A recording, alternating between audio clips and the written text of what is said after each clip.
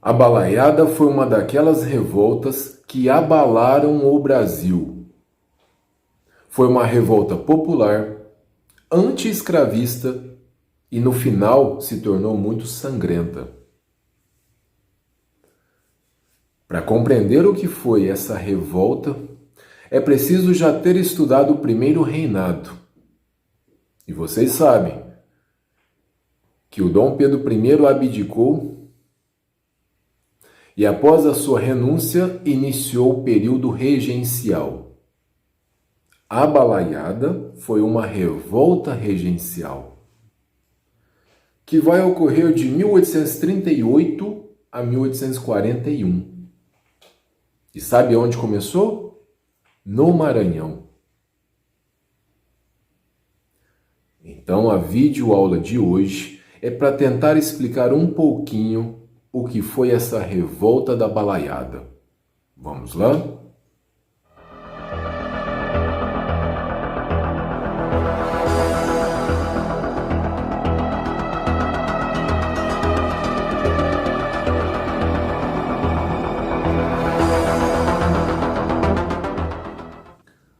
Quando a gente entende a situação do Maranhão, a gente começa a entender as causas dessa revolta da Balaiada.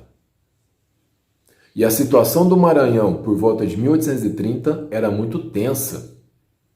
Para começar, o algodão maranhense estava perdendo o mercado para o algodão estadunidense. Os pequenos proprietários de terras perdendo suas terras para os grandes.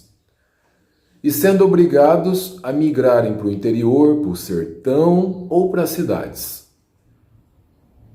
O preço dos alimentos e das roupas estavam cada vez mais caros. E o comércio era quase exclusivo dos portugueses. E a população? Metade da população maranhense eram de escravizados, que não suportavam mais a opressão, a humilhação e o sistema escravista. E além disso tudo, o que o governo fazia? Cobrava mais impostos. Bom, juntaram-se desempregados, quilombolas, indígenas, vaqueiros e formaram bandos lá no Maranhão. Para quê? Para saquear fazendas, atemorizar os fazendeiros. E um desses bandos era liderado pelo vaqueiro Raimundo Gomes, mais conhecido por Cara Preta. Cara Preta, com seu bando, invadiu uma cadeia, libertou o próprio irmão e continuaram atemorizando os fazendeiros até que tomaram uma cidadezinha do interior do Maranhão. Cara Preta vai ser um dos líderes da Balaiada. Ele fez algumas exigências. Substituir o presidente da província, expulsar os comerciantes portugueses do Maranhão e acabar com a escravidão. Além dessas revoltas populares, ainda havia divergências entre as elites do Maranhão. E a elite da oposição se agrupou em torno de um grupo chamado Bentivis. Os Bentivis chegaram a participar de algumas insurreições populares. Daí, pessoal, os balaios, mas os Bentivis se aliaram e tomaram a cidade de Caxias, a segunda maior cidade do Maranhão. Outro grupo vai entrar nessa balaiada. É o grupo de um fazedor de balaios chamado Manuel Francisco dos Anjos Ferreira, apelidado de Manuel Balaio. É daí que vem o nome dessa revolta. Manuel Balaio é um dos principais líderes e dizem que ele entrou na balaiada por pura vingança, pois ele teve sua filha violentada por policiais.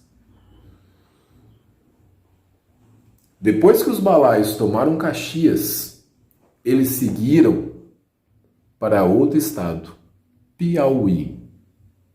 Durante muito tempo, acreditou-se que a balaiada ficou restrita ao Maranhão, mas a historiadora Claudete Dias reuniu documentos e provou que o Piauí também participou da balaiada. Ela conta isso no seu livro, Balaios e Bem-te-vis. Naquele mesmo ano, de 1839, a balaiada foi engrossada por mais de 3.000 quilombolas, liderados por um ex-escravo chamado Cosme Bento das Chagas. É o famoso Negro Cosme. Agora, o que eu acho muito interessante é a cultura nordestina, riquíssima, principalmente literatura de cordel. O folheto de cordel, escrito por Magno José Cruz, intitulado A Epopeia dos Guerreiros Balaios na versão dos oprimidos, conta um pouquinho sobre a entrada dos quilombolas na revolta dos balaios. E foi mais ou menos assim. Foi em 1800, no ano de 38, que explodiu a balaiada.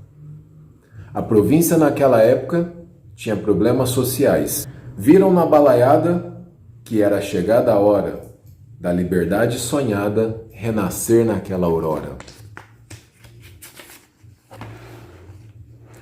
Cosme Bento das Chagas logo então se destacou e lá de Lagoa Amarela 3.000 negros libertou e com tal valentia cega a balaiada engrossou.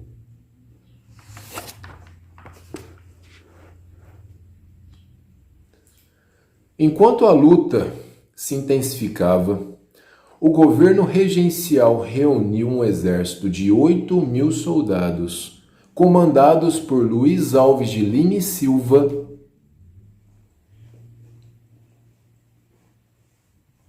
e enviou ao Maranhão para reprimir os revoltosos. A repressão aos balaios foi muito violenta, tanto que estima-se que morreram 11.000 balaios. Muitos foram presos, executados. O líder Raimundo Gomes foi expulso do Maranhão. Manuel Balaio morreu lutando. E de acordo com a internet, ele morreu por causa de um tiro. Morreu de gangrena.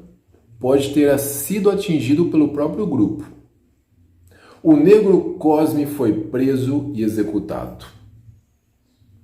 E essa repressão abateu-se principalmente sobre os libertos, os negros e os balaios.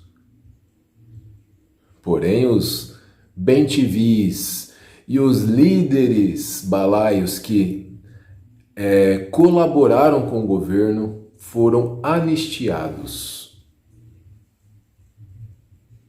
E ainda houve reescravização de muitos negros libertos, que foi mostrado na cena final de um filme chamado Uma História de Amor e Fúria. É um filme nacional, na verdade um desenho animado, dublado por Selton Mello, Camila Pitanga, que conta sobre a balaiada. Vale a pena assistir. E eu posso terminar esse vídeo da balaiada dizendo a frase do filme quando o Manuel Balaio, que está narrando a história no filme, ele diz assim: quem nasce para ser livre jamais consegue viver em cativeiro. E com isso, pessoal, terminamos a história da revolta da balaiada. Vamos continuar estudando história, mesmo durante esse período da quarentena. Eu confio em vocês. Até a próxima.